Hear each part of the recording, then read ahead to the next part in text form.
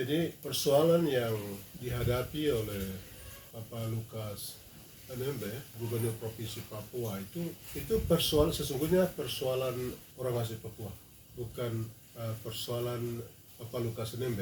Mengapa saya katakan persoalan orang asli Papua?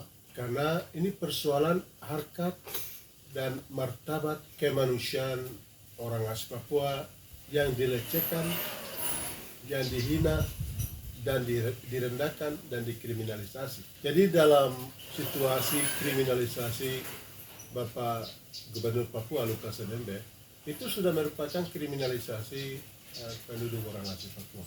Jadi kita tidak bisa melihat bahwa ini masalah 1 miliar. Kami tidak melihat masalah 1 miliar, tapi kami melihat ini adalah masalah kemanusiaan orang asli Papua. Dalam keyakinan seperti itu, dalam pandangan seperti ini, kami dari Dewan Gereja Papua melakukan kunjungan pastoral tanggal 1 Oktober 2022. Ya, kami memberikan dukungan moral, memberikan kekuatan kepada beliau. Kami sebagai pemimpin umat melindungi semua umat bicara jadi murid taruh tega ikut bagian dari umat Tuhan yang kami layani, tapi juga sebagai pemimpin pemerintahan di Papua dan pemimpin rakyat di Papua. Kami dari Dewan Gereja Papua melihat bahwa Lukas NMB itu pemimpin rakyat kecil, pemimpin hati nurani rakyat kecil di Papua. Sehingga kami secara bersama-sama berdiri untuk menguatkan dan meneguhkan dia. Dan juga kami dari Dewan Gereja Papua itu melihat bahwa itu persoalan kemanusiaan dan persoalan kesehatan beliau menjadi prioritas bagi kami. Jadi kami minta itu bahwa dia perlu diberikan kesempatan untuk berobat.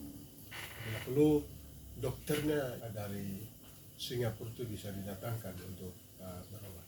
Lalu kita kembali pada persoalan yang 1 miliar. Saya mau sampaikan di sini dari pandangan perspektif saya. Ini bukan perspektif Dewan Gereja Papua, tapi ini perspektif saya, ya, Gembala Dr. Sokrates Yoman sebagai Presiden Persekutuan Gereja Katolik Papua.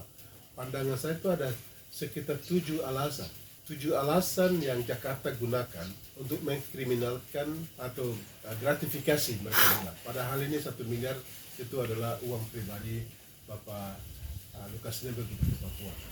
Yang pertama itu kita lihat ini seperti KPK ini dipakai, diperalat oleh penguasa, terutama penguasa yang berkuasa, pemerintah yang berkuasa hari ini. Kita lihat itu kepentingan politik atau konspirasi politik tahun 2024. Dan mereka mau supaya Lukas itu harus dihentikan. Artinya Partai Demokrat harus dihentikan di Papua.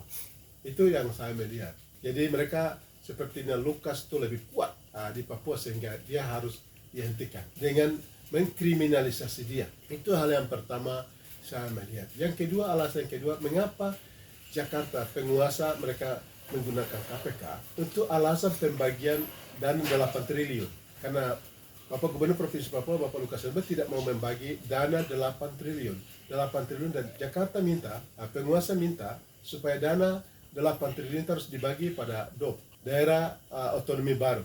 Tapi Pak Lukas bilang tidak. Kalau memang Jakarta memaksakan untuk daerah otonomi baru, dana harus dari Jakarta, dari pemerintah pusat, bukan dari saya. Sehingga mereka tekan dia supaya dia harus membagi itu. Jadi mereka mau melengsarkan dia supaya ada gubernur yang menggantikan dia, supaya dia setuju pembagian dana 8 triliun itu. Itu alasan yang kedua. Alasan yang ketiga yang saya lihat di sini adalah untuk mereka mengaburkan persoalan Freddy Sambo. Freddy Sambo mereka, karena persoalan itu sudah menjadi persoalan yang global, persoalan menjadi perhatian publik, sehingga Lukas diganggu di sini supaya perhatian media, perhatian masyarakat itu tertuju kepada Lukas NMB. Karena mereka tahu bahwa Lukas NMB punya dampak dan pengaruh besar. Sehingga dengan sendirinya secara perlahan-lahan, kasus yang merusak sistem kepolisian Republik Indonesia ini, Freddy Sambo, yang kita mafia-mafia yang di dalam kepolisian ini, itu supaya itu tidak boleh jadi perhatian. Itu yang ketiga yang saya lihat. Yang keempat yang saya lihat adalah masalah investasi untuk untuk pertambangan di sini. Bapak Lukas NMB itu tidak mau tanda tangan investasi, bilang tidak bisa. saya tidak mau tanda tangan investasi. Itu akan merusak, itu merugikan rakyat. Keuntungan harus jelas dulu. Rakyat penduduk asli Papua yang pemilik tanah ini dapat apa? Bapak Lukas NMB lebih berpihak kepada rakyat dan tidak mau investor masuk. Dan dia tidak mau tanda tangan. Dan mereka mau menggeserkan beliau dari kursi gubernur ini supaya ada orang lain yang bisa tanda tangan seenaknya saja untuk merampok, mencuri sumber daya alam Papua, menyingkirkan orang asli Papua, membuat orang Papua asli Papua susah. Lukas dalam posisi ini. Itu yang saya lihat. Lalu yang kelima, saya lihat negara mau berusaha supaya rakyat dibangun opininya. Dibangun opini bahwa otonomi khusus yang gagal itu disebabkan oleh Lukas NMB dan seluruh jajaran orang Papua. Jadi penyebabnya adalah otonomi khusus kami kasih. Mereka ekspos dana jumlah besar, sekian triliun. Itu kesan supaya orang Papua tidak mampu. Orang Papua itu korupsi dan tidak membangun rakyatnya. Ini kan tujuan untuk mengalihkan kegagalan otonomi khusus itu mau limpahkan kepada orang asli Papua. Tapi penikmat dana otonomi khusus militer ada, ya, polisi juga ada. Yang dibangun infrastruktur dan kodim dan segala macam di sini dana dari mana? Dana otonomi khusus. Pak Lukas NMB itu waktu jadi wakil bupati, waktu jadi bupati, dia kasih uang kepada kesatuan. Dan kami tahu itu. Lalu yang menggunakan dana otonomi khusus itu orang pendatang. Yang memegang proyek-proyek yang triliunan, miliaran, itu orang pendatang yang punya CV atau PT itu. Itu uang seperti otonomi khusus itu di Bank Papua itu ya transit saja. Tiba sebentar, ya dia bilang pamit, langsung berangkat ke Jakarta, ke luar Papua. Ini yang terjadi. Jadi tidak bisa seperti itu. Jadi rakyat perlu tahu otonomi khusus yang menikmati otonomi khusus itu. Aparat TNI Polri juga ada, teman-teman saudara-saudara pendatang juga ada. Nah itu, jadi tidak bisa kegagalan itu dilimpahkan kepada para pemimpin dan pejabat di Papua. Keenam itu, jadi itu negara juga berusaha, alasan yang ini, yang bagaimana kriminalisasi Pak Lukas NMB dengan uang pribadi ini, alasan keenam itu ini. Itu negara mau berusaha mau mengaburkan akar persoalan Papua, pelanggaran berat HAM, kejahatan negara mereka mau kaburkan. Yang seakan-akan mau tiadakan kekerasan dan kejahatan negara menjadi pelanggaran HAM dan juga persoalan kemanusiaan ini itu mau dikaburkan. Jadi mereka berusaha itu seakan-akan itu tidak pelanggaran, tidak kejahatan negara. Itu terbukti dengan itu Pak Presiden sudah keluarkan surat keputusan Presiden itu nomor 17 2022 kalau tidak salah untuk penyelesaian persoalan pelanggaran HAM. Ini. Lalu yang ketujuh, saya tidak mau bilang karena itu ada satu alasan yang sangat prinsip mereka ganggu Lukas. Saya tidak mau bilang di sini karena kita bisa tahu kalau hanya 1 miliar, saya mau sampaikan kepada publik, kepada Indonesia atau kepada Papua, mengapa Muldoko bicara keluar, terus mengapa Mahfud yang bicara? Kalau hanya 1 miliar gratifikasi itu cukup KPK.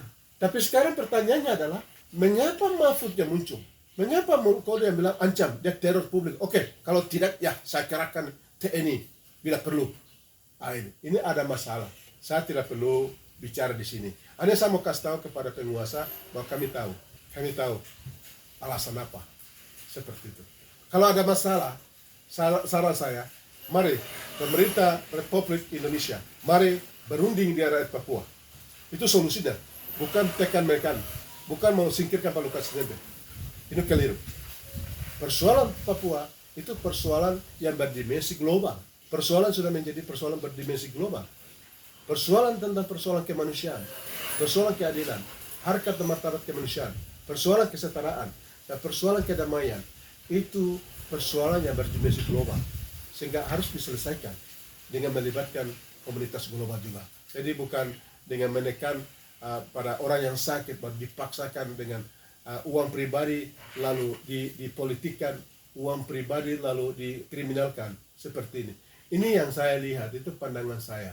Jadi saya harap penjelasan saya ini menjadi perhatian, pelajaran, atau pendidikan, atau pencerahan untuk pihak dan juga semua orang.